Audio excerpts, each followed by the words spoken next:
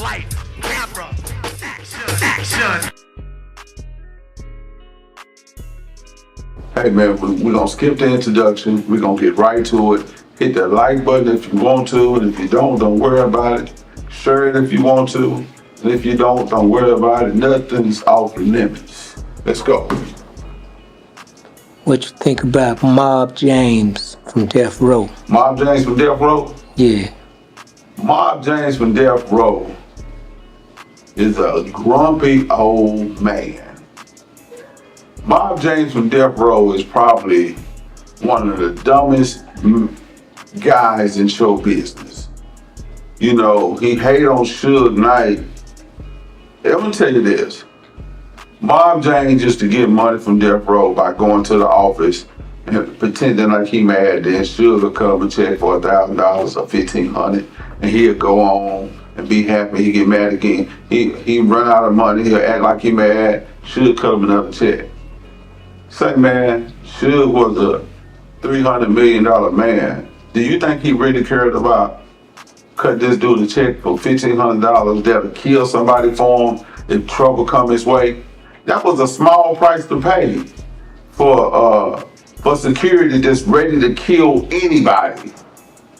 Suge played Mob James like a puppet. Mob James thought he was playing Suge, but he was getting played. Mob James was a dummy. You got this $300 million man, and you don't even own $300 to your name. You don't have $300 to your name today, but you was around a $300 million man. If you'd have put Nino Cappuccino around Suge, he still would have been benefiting to this day. Not saying that he would have bullied Suge, it's just that he had enough business sense to talk to Suge about longevity. Mob James didn't know how to do that. He was an alcoholic, he was a drunk, and he was so nigga slick that he felt like pretending like he mad to get $1,500 was an easy payday, when he should have been having Suge to invest in opening up a McDonald's or a Jack in the Box for him that he could have still been eating off of it right now. So now every chance he get to get online, he bashed Suge. You know, his brother Buntry got killed, which was one of Suge's best friends. Mob James was jealous of Buntry's relationship with Suge. Suge really took care of Buntry. You know what I'm saying? Mob James is just a grumpy old man that was around Suge and called himself trying to play Suge and got played. Like, how can you really respect that? Now, I believe in his heyday, he really was about that life. He was a rider. That's why Suge had him around. He really was willing to go there. But I believe as he grew, he got dumber and still smarter. This is super important. You niggas think y'all the baddest motherfuckers in the world? I do. I do too. I'm that nigga. I think that too, James. I'm that nigga. I think that too. I'm that motherfucking blood that walked this Say bitch, my nigga. I think that too, my nigga. Come on, you I think wrong. it too, my Yeah, you don't nigga. want I think it too, my You don't nigga. want to. I think it too, my nigga. I think it too. Hey, man. James, I think it too. Just say you ready for it I then. think I too. Say you ready Oh, for so it. you back with it again, right? Right. That's what I'm talking about. You cheating That's with what it. I'm talking about. Suge put him in a position where he really could have seen some real money, but he wasn't smart enough. So he stayed a flunky. What about Wack 100? Wack 100. He came up through hanging around Suge. I think Wack 100 is a smart businessman. I think Wack 100 is a smart businessman. And I think that he's achieved enough success to keep the right type of killers around him, because if he didn't, he would die. I think Wack 100 would have been dead if he wasn't smart enough to play chess with the people around him. So I got to give him credit. Now, what I don't like about Wack 100 is the fact that I think he gets so angry when people say he's trying to be Suge. And when he get into it with Suge, he starts talking about how he paid for Suge's mama's funeral. I feel like if you did that from the kindness of your heart that's not something that you even have to say. I don't respect that. But I think he a real Damu OG? I do. I think he a good nigga, but I think he could be foul too. You know what I'm saying? And I think he's very smart. Definitely by messing with the trucking game and then wiggling his way into the entertainment field. So yeah, I think he's a smart individual. Well, how is Wack 100 different from Charleston White? Oh, they're not the same at all. How? Because Charleston White, well, first of all, I respect Charleston White as an activist. I'm not fond of Charleston White as an asshole. Wack 100 has never professed to be an activist, so I won't even look at him in that light. I look at Wack 100 for what it is. He's a gangster, blood member, businessman. So I don't look and expect things from him that I shouldn't. I expect exactly what he is. With Charleston White, you can be a little confused. Are you an activist? Or are you an asshole that wants to be just like the rappers that you talk about? That's how the preacher trick us. His antics at the pulpit. That's how the Muslim brothers get us. They antics the way they can speak. That's how everybody get us with the antics. The politicians, they come with the antics, and we can't get past their antics. You see what I'm saying? So, man, I keep the antics until somebody say, man, let's get the person, because the antics are working. Don't get me wrong. And what percentage of your persona online is actually you? All of it's entertainment online. But I actually like Charleston White as the activist, and I think he should stick to that. That's his calling. Let Dewberry be the gangster, because I respect Dewberry. That's his partner. I respect that gangster shit from Dewberry, but that gangster shit from Charleston, I don't like to see, because I feel like it's not his life. His life is to be an activist. How is he an activist? How is he an activist? Yeah. He created programs for kids. What program?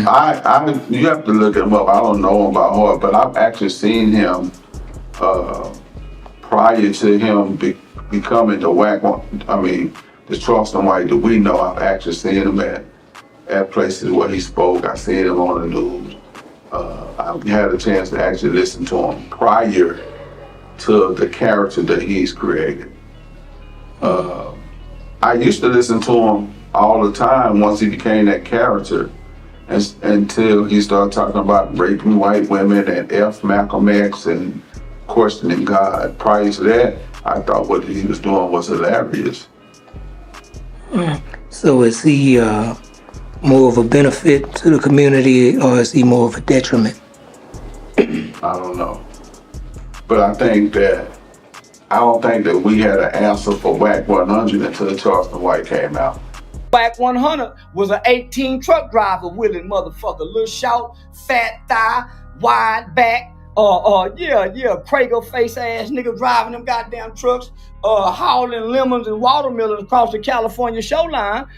That was dangerous in the motherfucker. He turning on them hills and them curves and them mountain crevices and things, driving an 18-wheeler. Guess what? When he decided to join Pyru, pussies in red uniforms, and go over there and be the chauffeur for Suge Knight. That was dangerous in the motherfucker when he would ride as Suge Knight chauffeur after driving trucks. Nigga, please. Nigga, that was taking 4 steps backwards. You didn't take a leap to the entertainment industry here recently, after everybody had been died, killed, and fucked off behind wrong choices and foolish decisions. I think Charleston White is the answer to Wack 100. I think they balance each other. Well, the only organization that they have that they say he created, Charleston White, is Hyped, which is helping young people excel, youth outreach, and that's the organization that they say he created, but that's not really what he's doing. What he's doing is he's on the circuit doing stand-up comedy. In Baltimore having problems, because I've been watching the news all goddamn day long. Because I want to know what threats I'm up against. Because I've been around that harbor walking around, and people been noticing me. I saw y'all Secretary of State on the news talking about how bad the juvenile system is. The juvenile detention center services need help. And so I see y'all need programs for youth. Y'all need youth engagement programs, youth employment.